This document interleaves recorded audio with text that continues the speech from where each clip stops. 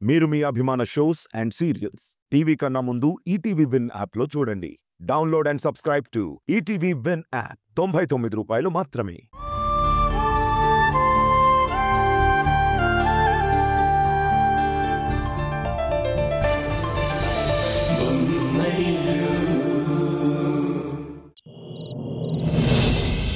కానీ ఇవాళ సంజయ్ కిరణ్ వల్ల బాధపడ్డాడు.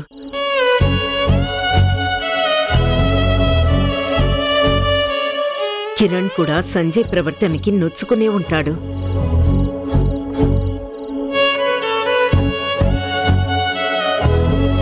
నేనన్నది నిజమే కదా సంజయ్?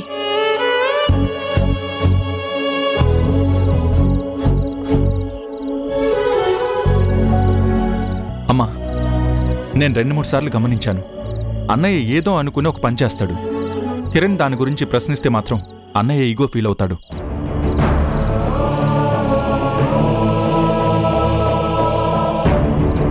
అక్కడే ఇద్దరి మధ్య ఉండే ఆ సున్నితమైన క్లాష్ మొదలవుతుంది. దానికి పరిష్కారం ఏంటో నువ్వే చెప్పాలమ్మా. నువ్వు కరెక్ట్గా చెప్పావు తరుణ్. అయినా నేనొకరిది తప్పు ఒప్పు అని చెప్పడం లేదు.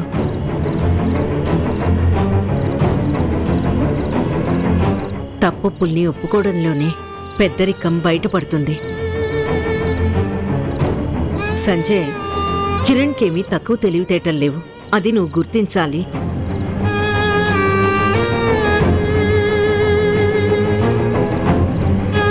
కిరణ్, అన్నయ్య తీసుకున్న నిర్ణయం ఒకవేళ నీకు నచ్చకపోతే దాని గురించి నాతోనూ మీ నాన్నతోనూ డిస్కస్ చేయి.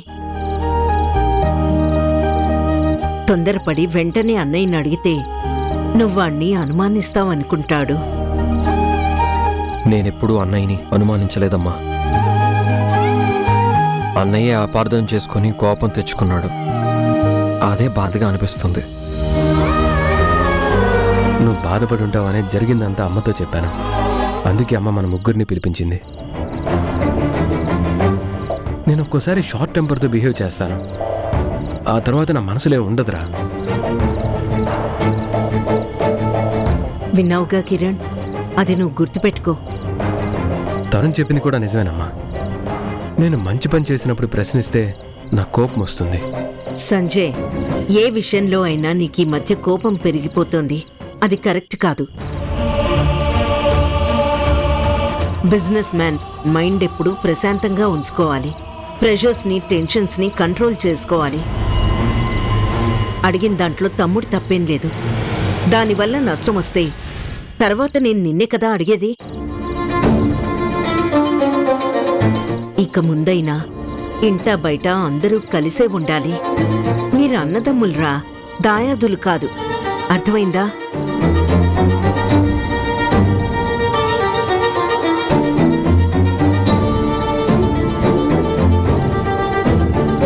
ఇంకో మాట చెప్పడం మర్చిపోయాను. ఇవాళ్ల కోడళ్ళు ముగ్గురు గొడవ పడ్డారు.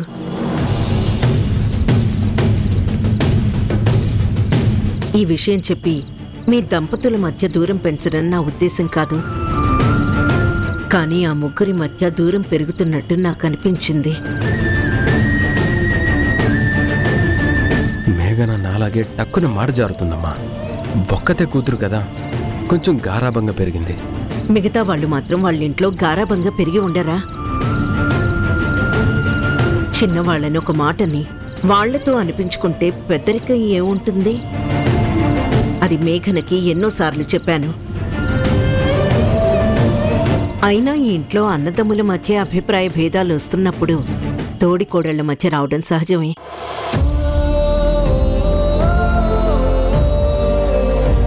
కానీ ఉమ్మడి కుటుంబంలో ఏం జరిగినా ఒకరికొకరు సర్దుకుపోవాలి.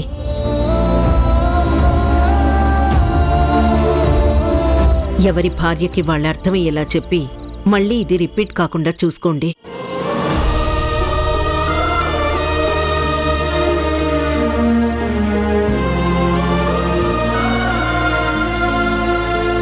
ఇక మీరు వెళ్ళండి. గుడ్ నైట్ అమ్మా. Good night. Good night.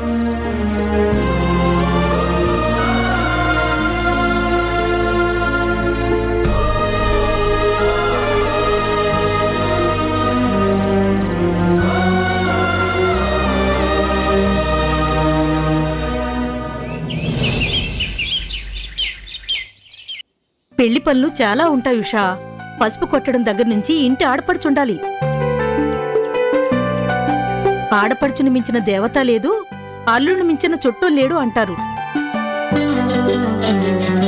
మీరిద్దరూ దగ్గరుండి రవి పెళ్లికి ఏ లోటు రాకుండా చూసుకోవాలి. పెళ్లి ఇక్కడే కదమ్మా, అన్నయ్య ఇక్కడే ఉంటున్నాడు కాబట్టి ఊళ్ళో కార్డ్స్ ఇచ్చి పెళ్లి పనులన్నీ ఇక్కడే మొదలు పెడదాం. నువ్వెలా చెప్తే అలాగే. నీ అవైలబిలిటీ కోసం మీ అత్తగారింటి ముందు చేసుకోమన్నా అలాగే చేసుకుంటాను. అప్పుడు అక్షింతలు నీకు కాదురా, నాకు పడతాయి.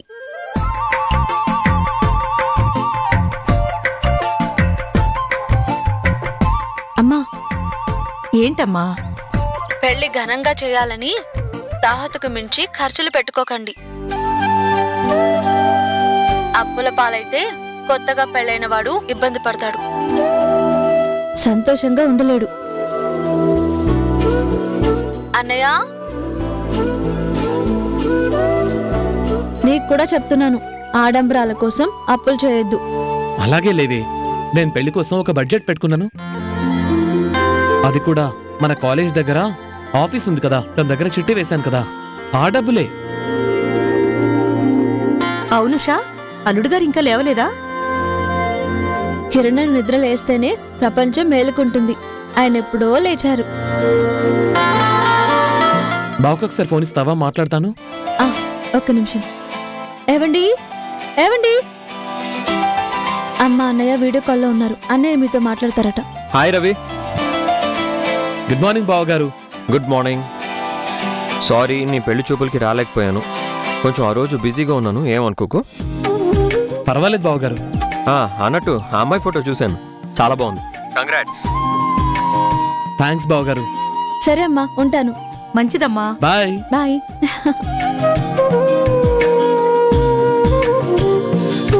ఏంటి ఈరోజు చాలా ఉత్సాహంగా ఉన్నట్టున్నావు? వాళ్లకు మాత్రం మనం తప్ప ఎవరున్నారు? పెళ్లి పనుల్లో కాస్త తోడుగా ఉండమని అమ్మ అడుగుతోంది.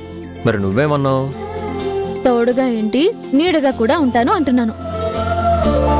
ఈ మధ్య రైమింగ్ లో మాట్లాడడం నీకు ఎక్కువైంది.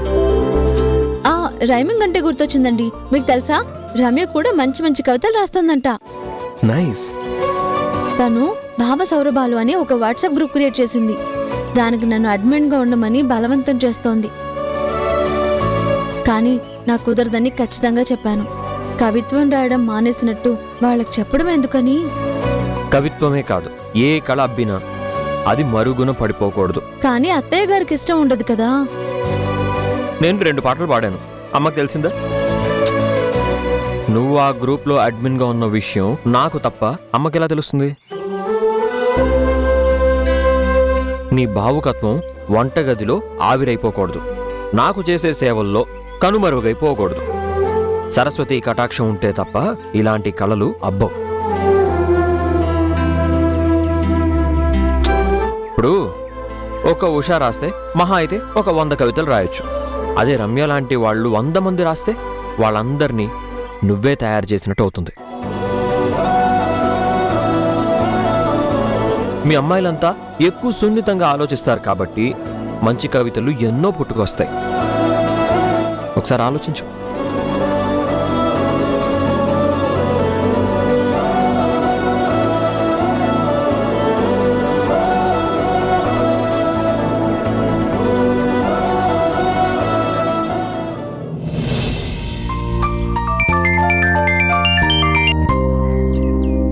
చెప్పండి అనంత్ గారు. ఓ భవదీయుడు, విధేయుడు, సోదరుడు. ఈ డూడూలు ఎందుకు అనంత్ గారు? విషయం చెప్పండి. మా రమ్య కన్యాశుల్కం అడుగుతుంది. అవునా? రొక్కం కావాలా? నిక్కముగా రొక్కము అక్కర్లేదని నొక్కి ఒక్కనిస్తున్నాను. ఈ టంగ్ ట్విస్టర్లు మనకేలా? ఏం కావాలంట? రమ్యనే అడగండి. హలో హలో, అర్ధమొగుడు హియర్. నాకు కన్యాశుల్కం కింద ఒకటి కావాలి. చిత్తం. లేదంటే పండక్కో పబ్బానికో మా అన్నయ్య పిలుద్దామన్నా పిలవనివ్వవా ఏంటి? చిచి, నేనలాంటి గంప గయ్యాళ్ళిని, రంప రాకాసిని కాను. నిన్న మీకు చెప్పాను కదా, మీరు ఎలాగైనా భావ సౌరభాలు గ్రూప్ కి అడ్మిన్ గా ఉండాలి. ఎలాగైనా ఉండను, ఇలాగైనా ఉండను. Please please please please please. Usha గారు, సరస్వతి కటాక్షం ఉంటే తప్ప ఇలాంటి కళలు అబ్బవు. కవిత్వమే కాదు, ఏ కళ అబ్బినా అది మరుగున పడిపోకూడదు. కాదనకండి, మీలాంటి మంచి కవిత్రి ఆధ్వర్యంలో ఎంతో మంది వర్ధమాన కవిత్రులు పుట్టుకొస్తే ఆ పేరు మీకే కదండి. ఆ తృప్తి వేరు కదండి. సరే సరే, మా వారు కూడా మీలాగే ఎంకరేజ్ చేస్తున్నారు. పూర్వజనుల కోరిక మేరకు భావ సౌరభాల గ్రూప్ కి అడ్మిన్ గా ఉండడానికి అంగీకరిస్తున్నాను. థ్యాంక్ యూ సో మచ్ అండి. Okay okay. Thank you Usha గారు. మీరు మంచివారు, సహృదయులు. మీరు అబ్బబ్బబ్బా, పొగడ్తలు ఆపండి. నేను ప్రస్తుతానికి ఉంటాను అనంత్ గారు, పనుంది. బాయ్.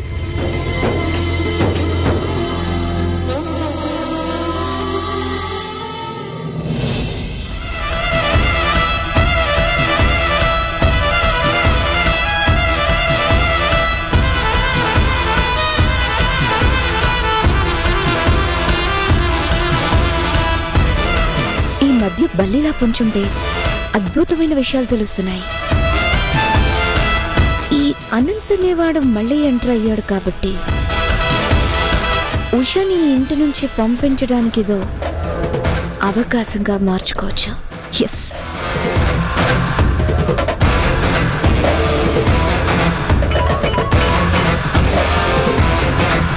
అమ్మా.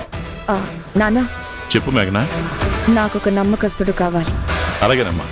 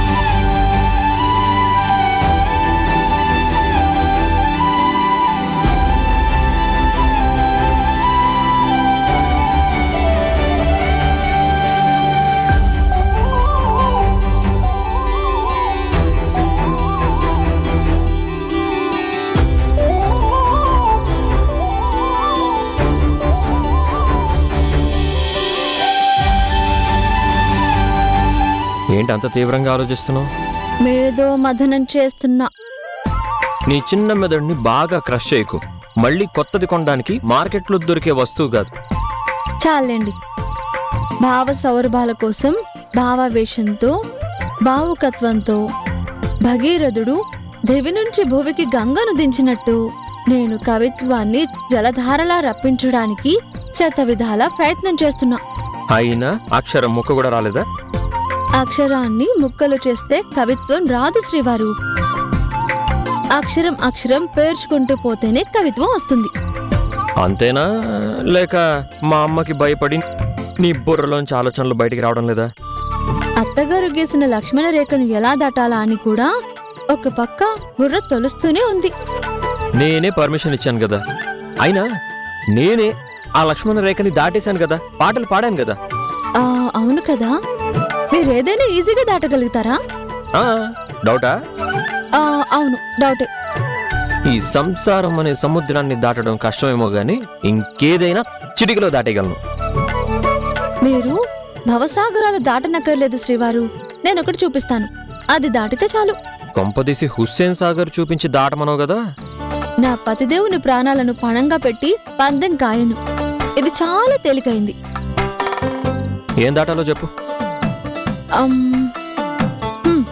ఈ పెన్ను దాటగలరా? ఏంటి? ఈ పెన్ను నేను ఒక చోట పెడతాను. దీన్ని ఇటు నుంచి అటు దాటాలి. దాటేస్తారా? నేనేంటి ఇప్పుడిప్పుడే నడక నేర్చుకుంటున్న బుడ్డోడు కూడా దాటేస్తాడు. అది చూద్దాం.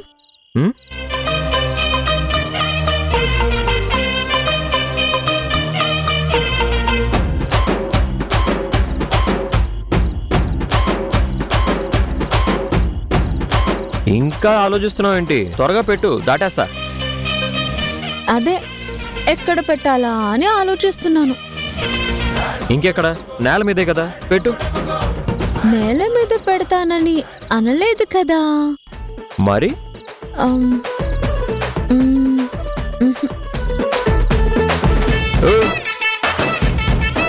కొంపదీసి గాల్లో పెడతావా ఏంటి?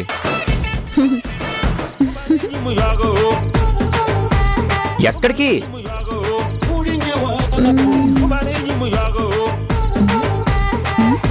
ఓ, ఇక్కడ కాదు, ఇది ఆగ్నేయం. ఇక్కడ వంట తప్ప ఏమీ చేయకూడదు, అస్సలు ఆటలాడకూడదు. రోజు ఇక్కడే వంట చేస్తాం మరి.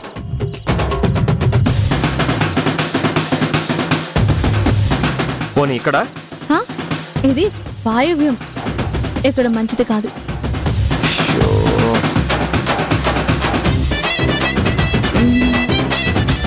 ఓహో, ఇక్కడ. ఇది నైరుతి అండి. మరి ఇంకెక్కడండి? ఇది ఈశాన్యం అండి, పర్ఫెక్ట్ గా ఉంటుంది. సరే, ఏదో ఒకటి కాని.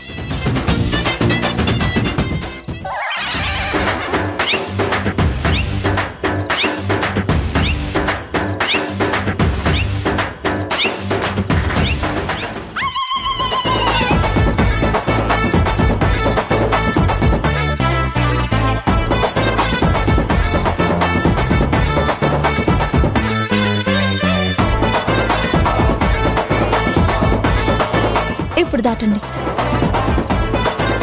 దాటండి.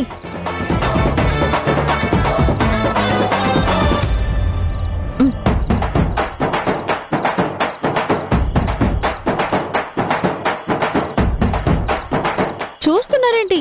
దాటండి. ఇటు నుంచి ఇటు ఎలా దాటుతారో దాటి చూపించండి.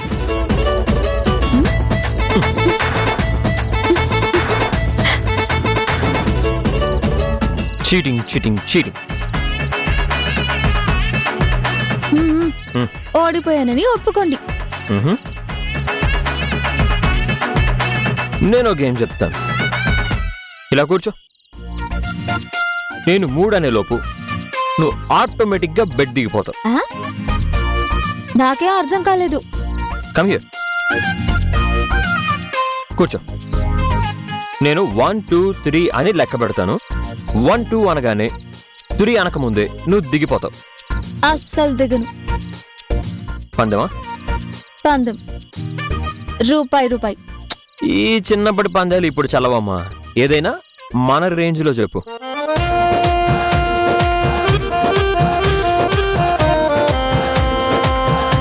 సరే, నా బంగారు గాజులు పందెం.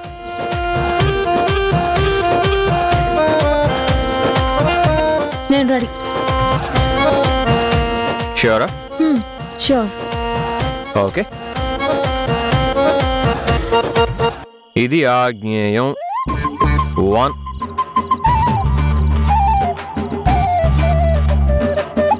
ఇది వాయువ్యం 2,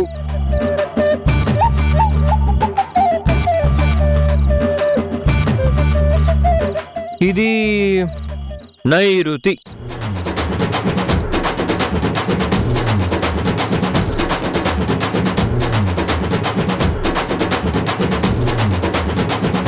నన్ను మంచం దింపుతానని ఆయన కూర్చున్నారేంటి?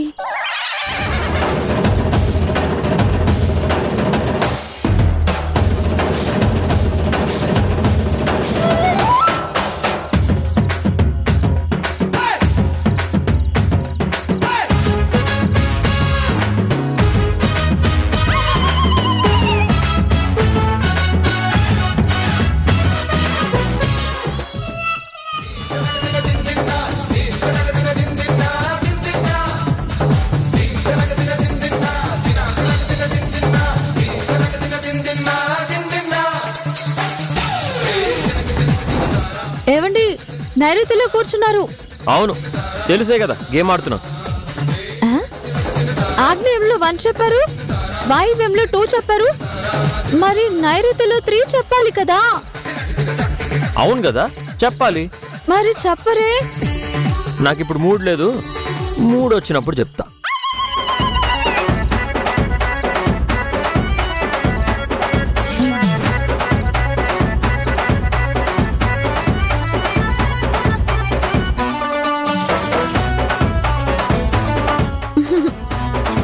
ఏవండి, మూడొచ్చిందా? ఇది నైరుతి కదా, అంత త్వరగా మూడ్ రాదు.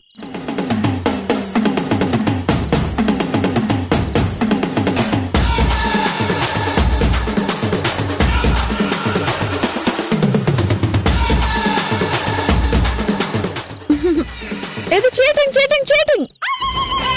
అదిగో దిగిపోయావు, అంటే ఓడిపోయావు. మీరు చీటింగ్ చేసి గెలిచారు. మరి నువ్వు చేసిందేంటో?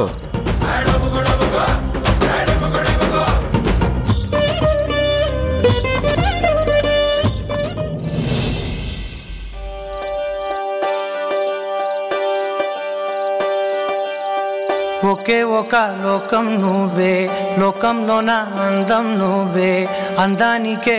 అదేంటి, నేను పందెంలో ఓడిపోయాను కదా. నేను నువ్వు వేసిన పందెంలో ఓడిపోయాను కదా. చెల్లుకి చెల్లు. దీపం నువ్వే, దీపం లేని వెలుతురు నువ్వే, ప్రాణానిలా వెలిగించావే. నిన్నుగా ప్రేమించనా, నన్నుగా అందించనా, అన్ని వేళలా తోడుండనా, జన్మ జన్మల జంటవనా. కళ్ళతోటి నిత్యం నిన్నే కౌగిలించనా, కాలమంత నీకే నేను కావలుండనా. నిన్న మొన్న గుర్తేరాని సంతోషాన్ని పంచైనా, ఎన్నాళ్ళైనా గుర్తుండేటి ఆనందంలో ఉంచైనా, చిరునవ్వులే సిరిముబ్బగా కట్టనా. అన్నయ్య, నువ్విక్కడ? ఓ, ఈ క్యాబిన్లో కూర్చున్నానేంటి అనే కదా నీ డౌట్? నా క్యాబిన్లో ఏసీ రిపేర్ చేస్తున్నారా? సంజయ్ సార్ క్యాబిన్లో ఏసీ వర్క్ చేయడం లేదంట, చెక్ చేయించావా? మెయింటెనెన్స్ ఇన్ఛార్జ్ రెగ్యులర్ గా చెక్ చేస్తూనే ఉంటారు, అన్ని వర్క్ చేస్తూనే ఉన్నాయి. తమ్ముడు వేరే చోట కూర్చుంటానని తనే వెళ్ళాడు. ఇది మన ఆఫీస్, నీకెక్కడ కంఫర్ట్గా ఉంటే అక్కడే కూర్చో.